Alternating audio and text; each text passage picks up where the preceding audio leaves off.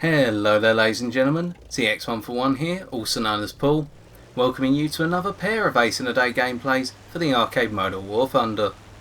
In today's episode we shall be reviewing the Spitfire F Mark 14E, a British fighter aircraft coming in at a battle rating of 5.0 and a tier of 4.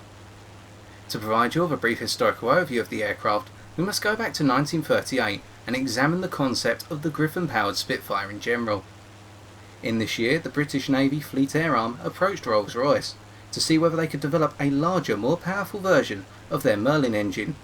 The Merlin engine of course going on to receive critical acclaim in the form of the earlier Spitfire variants, and most notably the Spitfire Mark 9.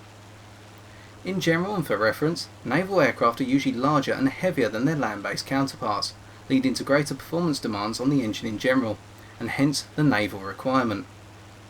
Rolls-Royce were to accept this request, with a smooth development plan of the Griffon engine being enacted over the course of 1939 and culminating at the end of November of that year with the trials of the first 3 prototypes. Prior to these tests, the British Air Ministry suggested fitting the engine in a Spitfire,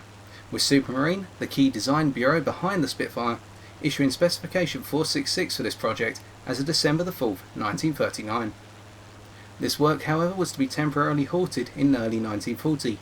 due to the limited success in transitioning the Griffon engine into the Spitfire airframe and some of the development problems in getting the engine to work properly, especially by comparison with the success of the Merlin engine at this stage. This project as a result was to only come back to life in late 1941, with the arrival of the Focke-Wulf 190 Anton up against the in-service Spitfire Mark 5, a Merlin variant which was to see a horrendous fatality rate by comparison with its Focke-Wulf 190 opponent. As a result, the first Griffon engine prototype, DP845, which was a Mark 4, was flying for the first time as of the 27th of November 1941, and this work was to go even further and culminate in the Mark 12 variant, with DP845, the prototype, now featuring a single-stage supercharged Griffon 4 engine, providing 1,750 horsepower, being of inline type and featuring clipped wings. During a speed trial of this aircraft as of July 1942, the plane was raced against on a flat line surface, essentially a Hawker Typhoon and a captured Focke-Wulf 190A, and the plane was to come first in this race, going against the expectations, or as Geoffrey Quill, its test pilot, was quoted to say, precisely the opposite result to that expected. 100 Mark 12s were to be produced from October 1942 as a result, and their performance was handicapped technically due to the fact that the engine was only featuring a single stage supercharger, meaning that the plane's performance up at higher altitudes was limited. To combat this, in 1943 Rolls-Royce decided to refine the Griffon engine, adding to it a 2-stage supercharger in the form of the Griffon 65 inline engine, this time providing 2,050 horsepower.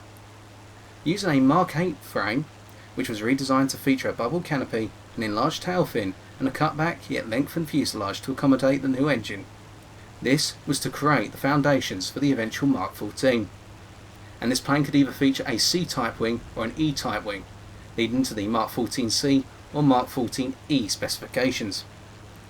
The prototype was to be flown for the first time as of early 1944, or perhaps even late 1943.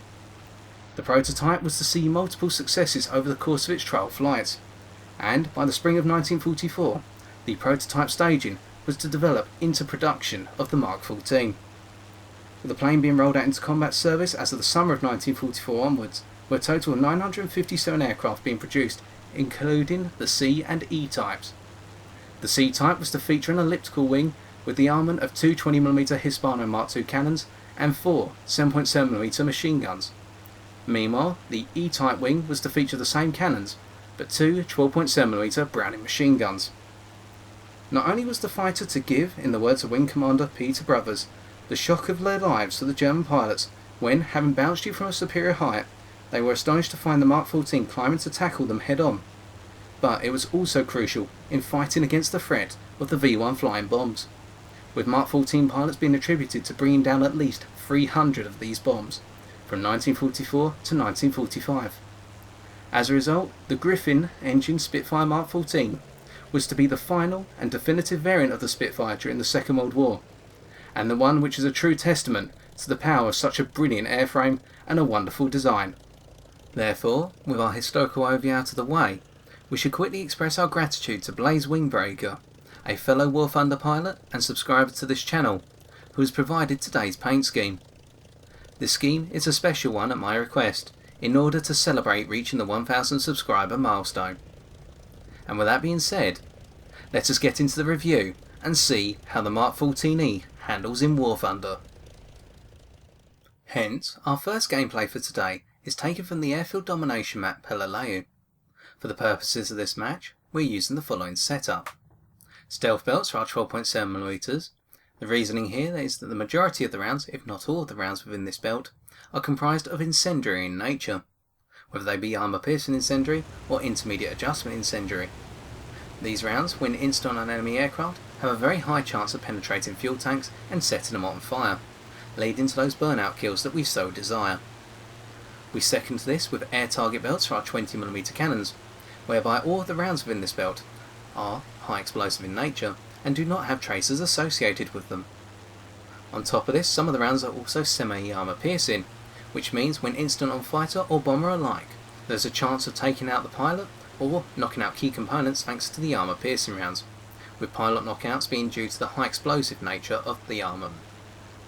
We bring this all together with a 400m gun convergence, whereby our playstyle, less highlighted in this match but more in the second one, is of boom and zoom, with a secondary objective of switching to turn fighting if we so require it.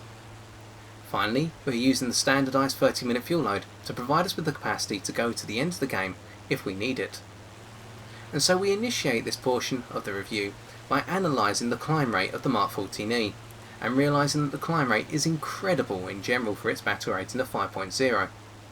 From the starting spawn point of approximately 2,000 metres altitude, we have already exceeded 4,000 metres altitude, and we can note that whenever we diminish our energy thanks to the climb, we are able to recover it in full, if not to a major extent, via the usage of our very powerful web, which enables us to continue to climb all the way up to altitudes of 6,000 metres if not more. And when we desire to level out, we can see as we gradually build our altitude in a very small incline, we can accelerate rapidly, and this extends all the way up to 510 km an hour, at which point the acceleration begins to fall off slightly. Yet, you may be surprised to find yourself travelling level at 600 km an hour or more if you do not keep an eye on your speedometer from time to time. And we're going to see this here by reaching a speed of in excess of 520 km an hour before we begin to dive on our opponents. This means that the Mark 14E straight away is an incredibly fast plane, not in terms of top speed perhaps, but in terms of its climb rate and its ability to accelerate to higher speeds without hesitation. Nonetheless, we should put this in context and realise that the climb rate of this plane is not definitive. This plane probably has the best climb rate of all the fighters it may face within its battle rating category, bar perhaps the Focke 190 D9 at extreme altitudes, i.e. 6,000 metres altitude or more, and the Spitfire LF Mark 9 within an altitude space of 1,000 to 4,000 metres altitude. Nonetheless, whilst the Mark 14 can be outclimbed by these aircraft within these altitude ranges, the overall general climb rate of this plane exceeds that which we have seen to date, even exceeding perhaps the venerable F8F-1 Bearcat. We initiate a boom and zoom run therefore, and note the overall controllability that is maintained with increasing speed. We are flying the plane at 800 km an hour as if we are flying it at 400 km an hour. The control surfaces do lock up to a small extent, but nothing major, and this means that we can conserve a good portion of our energy as we climb after a J2M3 Raiden, who is completely oblivious to our encroaching presence, until we are approximately a kilometre away, and therefore they start to manoeuvre. But having been in a significant climb all the way up to this point, the Raiden does not have anywhere to go, and is dry of energy. I mean, as they climb out to their left, we can start to take pot shots. We note here that until we reach our convergence, or within it, we are unable to achieve our kill, and that is due to the armament layout of this aircraft, whereby the 12.7mm machine guns are localised tight in with the 20mm Hispano Mark II cannons, in the middle of the wings. And this means outside of convergence, or I should say inside of it as well, i.e. below 400 metres distance, you may find it difficult to score shots on smaller aircraft, such as I-16s or Yak-3s. Nonetheless, when the rounds hit, they really do count, knocking out planes very rapidly, even if they are the more heavily armed and armoured bombers such as the B-17 or a Yer-2. We continue to fly out therefore, having achieved our first kill, and we reiterate the process of climb, level out, build speed, dive and repeat. Nonetheless, as we look around, we can also see that the majority of the enemy team have decided to position themselves down at lower altitudes over their own airfield, meaning they are in close proximity to their own spawn, making them very difficult to attack and turn fight with. And this is the reasoning behind the boom and zoom style of play, which will be echoed further and further as we go along. At battle rating of 5.0, aircraft in general are very fast, able to reach top speeds in excess of 700 km an hour over an extended period of time. This means that the overall convergence rates of planes, especially those at low energy states and close to enemy spawn points, will be very rapid, and so we cannot hang around in the turn fighter capacity for too long. Localised and isolated 1 versus 1 engagements will allow us to become a turn fighter to some extent, although we will come back to this a little bit later on. We now begin to climb up once again, and it's at this point that we return to the discussion of the control surfaces of this plane, whereby we should note that the elevators are rather powerful. Even at high speed, the elevator continues to stay strong. The rudder is good in general and maintaining the same controllability and concept of being functional at high speed. The roll rate is rather low, however, and as we can see here, this means that we cannot always get onto target as rapidly as we may expect. We're able to knock out the Focke-Wulf 190 A5U2 there for our second kill, but only because they flew in a straight line. And we continue our momentum through by attacking a Spitfire F Mark 14E, the same aircraft as what we are flying, in a head-on. The initial portion of our burst opened up at approximately 800 metres, clips their engine and sets them on fire, meaning that we're about to achieve our third kill, but this does not bode very well for perhaps the durability and flammability of the Mark 14E. Indeed, this is one of the key weaknesses of this plane, but more importantly we have an example coming up later within this gameplay. We should note at this point that we are able to conserve our momentum so well coming out of that extended dive thanks to the energy conservation nature of this plane, whereby this plane holds its speed dramatically well, meaning it can catch any opponent by surprise, whether it be that J2M3 at the start of the game, or perhaps say the Spitfire F Mark 14 that we just killed, whereby we were able to snap onto them as they came towards us a lot faster than they may have expected. As we level out, we're about to see a demonstration of the climb rate at lower altitudes for this aircraft coming into full effect, whereby we are going to see above the cloud layer a Typhoon Mark 1B on the enemy team, which we are able to climb with despite the fact they have come out of their spawn and therefore probably have more energy than us in terms of kinetic energy or speed. We are now pushing towards approximately 3000 metres altitude, and we can see that we are apparently on the same altitude level as the Typhoon, who is about to be crushed by a friendly Focke-Wulf 190 D9. Therefore, returning to the climb rate concept, this can be extended into the fact that this plane maintained one of the best climb rates all the way up to a battle rating of 6.0, if not through to the end of the prop fighters in the game, whereby once you start entrancing or entertaining the concept of flying against Messerschmitt 19K4s and Focke-Wulf 190 D13s, the climb rate of the Mark 14 does begin to fade away to some extent. Yet, within those opening climb sections of matches, you are able to match these planes climb for climb, or with say an altitude difference of 300 to 600 metres in their favour. This means that the Mark 14 is a very competitive aircraft in terms of overall performance in the vertical, all the way up to the final battle ratings of prop fighters. Here we try to dive after an M1K2 who is very aware of our presence, but we just switch over to a Mosquito fighter bomber. Unfortunately, despite grazing them in a multitude of points, we do not get the kill. And that is because we opened fire just slightly off of the aiming reticule despite the fact the Mosquito was mid-stall, and at the same time we opened fire well within our convergence, not at it, highlighting perhaps the unreliable nature of the armament when it is not being used at convergence or against a large profile target, with the Mosquito there, despite their large profile, being side onto us, minimising their exposure. Still, we perform an Immelmann and go into an exacerbated climb, once again showing how powerful the engine of this plane is, thanks to its Griffon nature. We should also note here that the engine temperatures will overheat very rapidly, with the oil being at 109 degrees Celsius and the water at 134. Yet, with some careful engine management you can cool these down rather rapidly, especially if you switch the engine off in the midst of a dive for 1 or 2 seconds, although we are not employing that here, because we want to carry our momentum through as we attack another enemy aircraft, this time a Focke-Wulf 190 D13 if I remember correctly, whereby the D13 makes a sharp left turn, but in their low energy state provides us with the perfect beam shot, allowing us to achieve another kill. And in actuality that is not a beam shot, that is a full profile shot. And with our 4th kill in the bag, we now proceed upwards once again, using our energy conservation to stay out of harm's way, and in-woman around for another attack. We return at this point to the control surfaces, whereby when we say the roll rate is low, what do we mean? The roll rate of this aircraft is not comparable to say a Focke-Wulf 190s, to a Messerschmitt 109s, or even perhaps that of a Zero, such as the A6M5. The low nature does mean that this plane struggles to change direction in general, by comparison with its opponents, and therefore manoeuvres such as rolling scissors are very hard to maintain. Nonetheless, with this roll rate being conserved at higher speeds and gradually diminishing at approximately 550 if not 600 km an hour, this does mean that extended boom and zoom or long distance boom and zoom is still effective within this plane, hence the usage of the roll.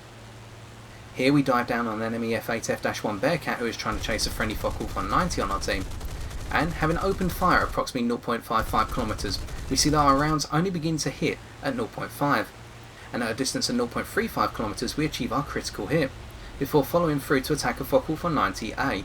who is completely oblivious to our presence and still trying to pursue our friendly Focke-Wulf 190. Here, we take a pot shot, but once again our inaccuracy this time proves to cause us a bit of difficulty in actually achieving a critical on the 190, and so having forced them to turn around and perform a 360-degree turn, we can now see that our 2 opponents at first are going after us, but they soon change tactics and go for our friendly Focke-Wulf. At this point we echo the words of the Wing Commander brothers, as noted in our historical overview, whereby we are about to come around and charge dead vertical up towards our opponents and catch them by surprise. We notice the Bearcat is a lot closer to our friendly, and so we focus on the Focke-Wulf 190 who could change their direction at any second. We cut apart the Focke-Wulf 190A4, set them on fire, and then we break up after the Bearcat, with only one plane now left in the fight. The Bearcat here continues to pursue our friendly, but with a couple more hits we're about to take them out of the action. We have achieved our ace in a day, but we want to make it 6. At this point the Bearcat is focusing on their survivability just as much as they are trying to get our friendly aircraft, so we just need a couple more hits. But as we can see, the Bearcat is rather durable, and by firing outside of Convergence slightly, we cannot always achieve the critical hits we desire.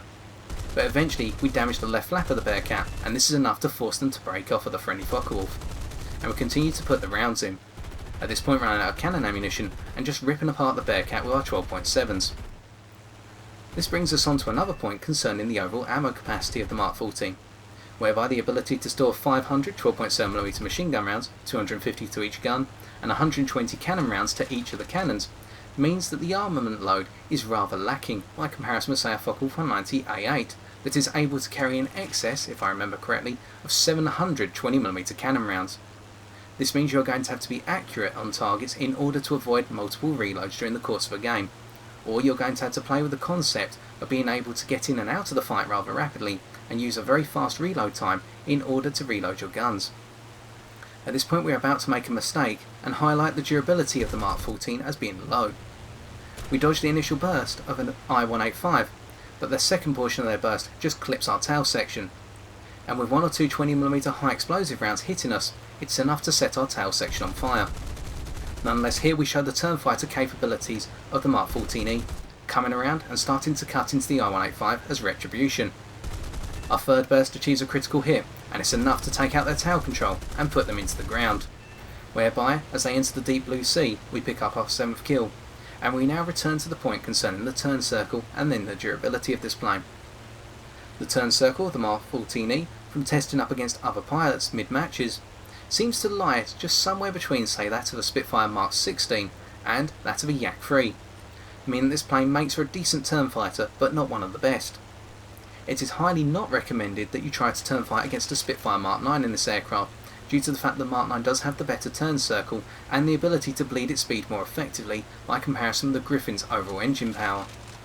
At the same time, however, this plane works very well when turn fighting up against its German higher altitude opponents, such as the Focke-Wulf 190 and Messerschmitt 109,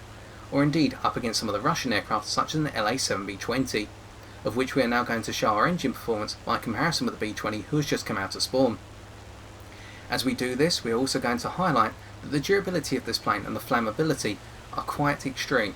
whereby the plane's durability is poor and the flammability is highlighted against that I-185 is very high,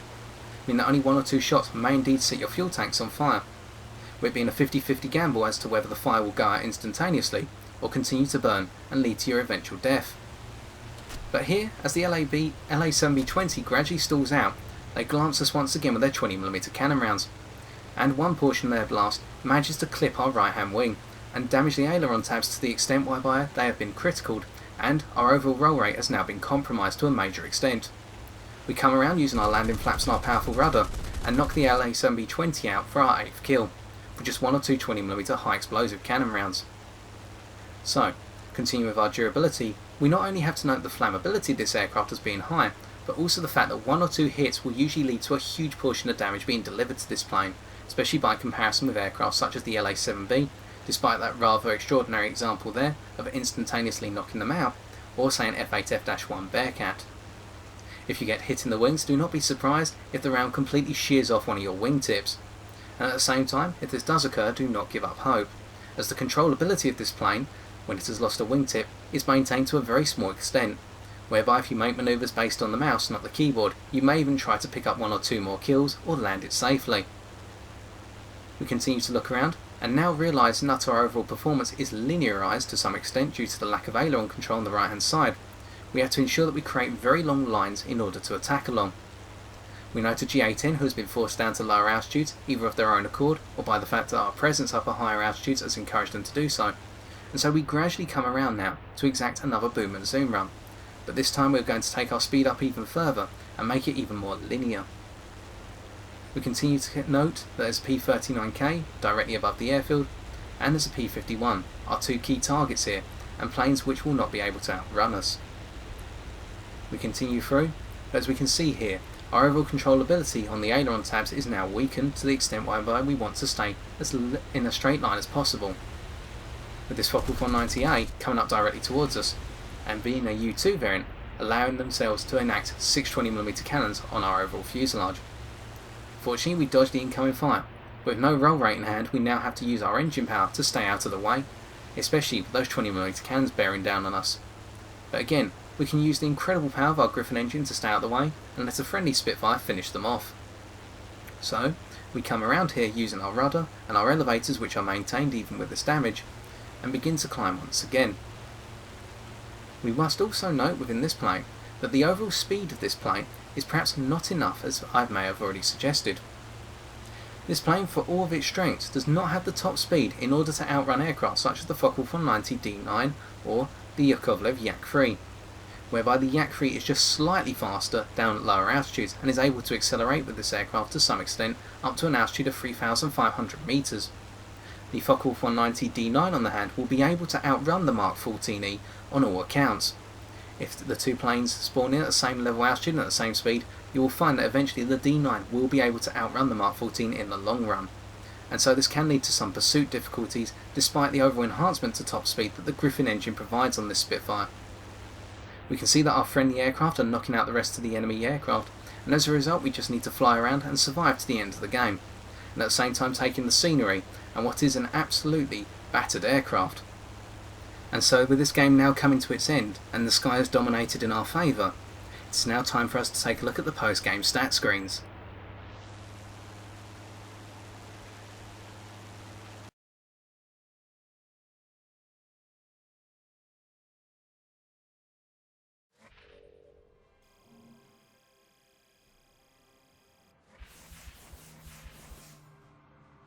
As a result, we can see that our 8 kills and single assist allowed us to obtain 32,626 silver lines and accrete 2,133 research points.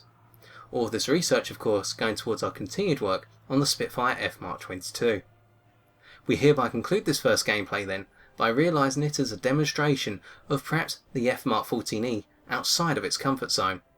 whereby despite having the higher altitude portions of the map in our control, we had to use extended boom and zoom passes in order to pick up our kills rather gradually, highlighting the unreliability of the armament when it is based in the wings and therefore requiring convergence aiming, and at the same time also showing the very low durability of the plane to some extent, whereby it is able to pick up damage rather rapidly, even with 1 or 2 20mm cannon rounds instant to aileron tabs or the tail control for example, and the high flammability of the plane, which in a 50-50 scenario case may go out instantaneously when it is set on fire, or burn to its gradual death, as highlighted with the opponent's Spitfire F Mark 14E. Nonetheless, we have also shown some of the positive sides of this plane, most notably the overall engine performance allowing this plane to climb incredibly rapidly, and this is something which has enabled us to come forth by comparison to the rest of our team, whereby even when pressured into situations down at lower altitudes where we engaged in turn fighting, our decent turn circle and our engine power kept us alive and behind our opponents in order to pick up the kills and stay alive to the end of the match. As a result, we now move on to our second gameplay, showing the F Mark 14E in a more comfortable situation and one that is intended for. For our second and final gameplay of today, we take a look at a gameplay from the ground strike map Two Towns, using the same setup as before. For this game, our intention is to demonstrate the Spitfire F Mark 14 in its most ideal and positively effective role of being that fighter which can provide the higher altitude suppression cap for the friendly bombers and the enemy higher altitude fighters within the opening couple of minutes of the match. But our emphasis here is on how quickly this plane can provide it by comparison with its more effective counterparts over extended periods of time, such as the Focke-Wulf 190 D9 and the Messerschmitt 109 G2 in particular. Our argument here is not that this plane is the fastest of them all, as indeed it does have a lower top speed, or one that cannot be reached as rapidly by comparison with the D9 or the G2 in particular, but it has the manoeuvrability to enable it to cut manoeuvres tight by comparison with its predecessors, or indeed its contemporaries, and this will enable it to stay close to its opponents that climb after it, and dispatch them much faster than say a D9 would be able to. We initiate our strategy once again by climbing hard, pushing from approximately 1,950 metres altitude to 4,600 metres altitude before anyone else can catch us. This means that by the time we see a B-25 Mitchell coming towards us at 4 kilometres away, we're able to prepare ourselves to level out and exacerbate their ability to chase us using our enhanced acceleration. As we do so, we act as a distraction for a friendly fighter, which is most likely a Messerschmitt 109, to knock them out very shortly, and at the same time we begin to pay attention to a P-47 D-25 Thunderbolt that is trying to climb and is on the verge of a gradual stall. The Mitchell is now dispatched by a friendly fighter, and we begin to enact our split S on the Thunderbolt, whereby we do it very quickly, and this is something which would not be possible in the Focke-Wulf 190 D9 because of its more laboured control surfaces by comparison, or at least on the elevator. As we pick up our first kill then, we break back up, seeing the carcass of the B-25 flying by to reassure us the fact they have been dispatched, and we notice a Yak-9, or in particular what will be a Yak-9T, going for the higher altitude regions of the map by taking a more lengthy and extended climbing approach, heading out towards the back of the map in order to shield their intentions to some extent. As we make our way over, we once again see as we are in a gradual climb angle how our acceleration allows us to go above 510 km an hour, reaching approximately 530 km an hour before we decide to react, if not more. In the meantime, we continue to look around to assure ourselves of the fact that nobody has turned up to surprise us. And now, with the Yak-9T gradually coming around, having built up some energy, they will try to take us down in a head-on. But we are not going to play game here, as our speed is now 550 km an hour as we go into a gradual dive, and we are going to use our landing flaps and on-off toggling of the engine in order to cut over them and gradually mitigate their ability to attack us by forcing them to enter a stall. We should note here that our landing flaps, as we do not have combat flaps available in this aircraft, enable us to bleed energy very rapidly, but at the same time, for all the energy we bleed, we can build it up just as quickly by using our WEP to compensate. And this means that we can catch the Yak-9T that's gradually diving towards the ground and pick up our second kill with relative ease. Having now obtained the higher altitude portions of the map with minimal effort, we begin to look for enemy targets coming out of the spawn, which are going into very long climbs. But when I say long, I mean climbs which are essentially going to try and put them up to higher altitudes into the centre of the map. But we are going to force them down or take them out accordingly.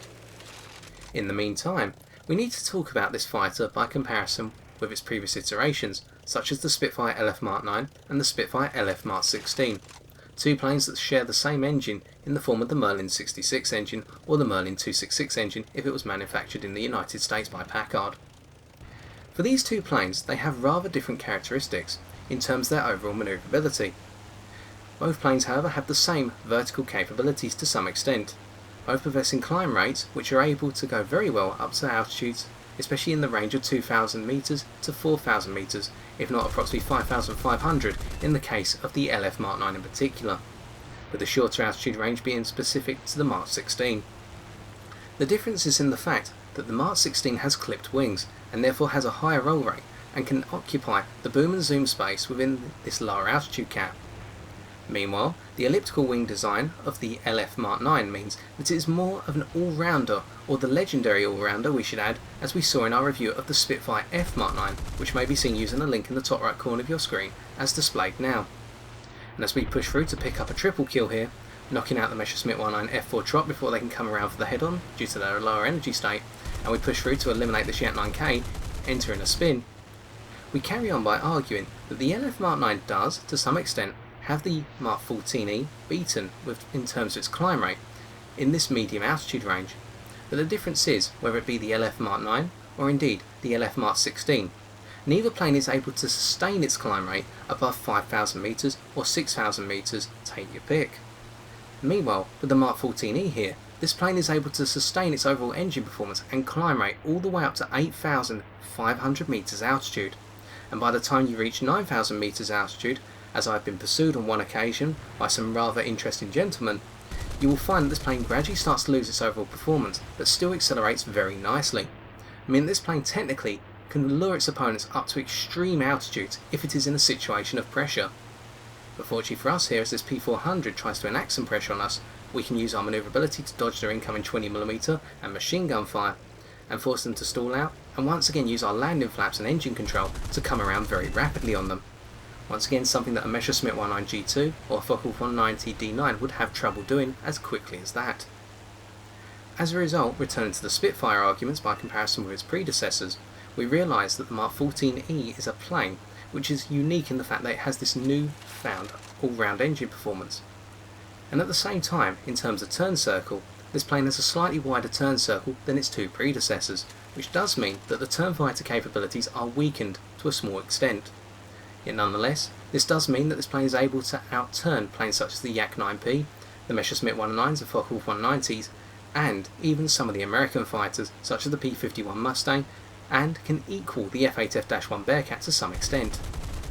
What this means then is, you still have the all-round performance capabilities as taken over from the Spitfire LF Mark 9, but they are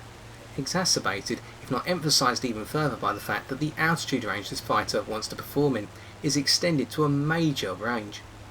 In essence, we would say that the altitude performance range of this fighter extends from approximately 3,500 metres all the way up to 7,500, and that is a major altitude range, something which is unheard of to some extent by comparison with most of its battle rating contemporaries.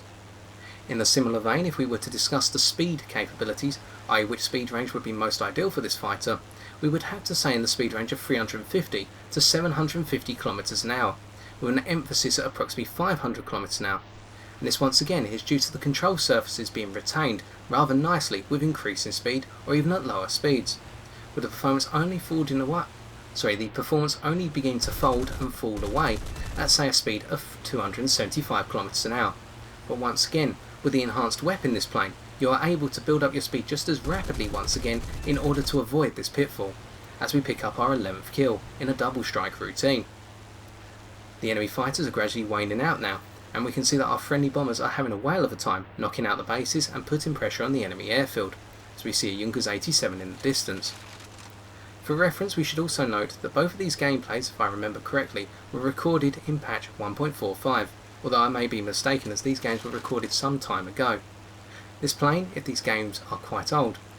this plane still performs just as well as it did in the previous patch, and so there is nothing to worry about concerning the flight model changes, if there were any. Unless, as we cut around here on a P47 once again that tries to come dead level, they just do not have the performance to carry through to attack us head on, and so with our 12th kill in the bag, we now go for our unlucky 13th kill, which today is going to take the form of this Hurricane Mark II, whereby, as we head over 800 km an hour, we just do not have the sustained control surfaces as they begin to wane at high speed, but not to a huge extent, in order to carry through on the Messerschmitt 19 F2. But then again, both planes, i.e. both our opponents, were very close to each other, making it difficult to afford us the time on target. And this is where, say for example, the Focke-Wulf 190 D9 has the Spitfire F Mark 14E beat. That plane has the higher roll rate and therefore the ability to switch onto different targets very quickly by comparison with the Mark 14 here. So we can see by comparison with its contemporaries and the previous iterations of the Spitfire, this plane takes the concept of being a jack of all trades and master of none, but at the same time adds this mastery into the engine. And so it is now time for us to take a look at some post-game stats once again.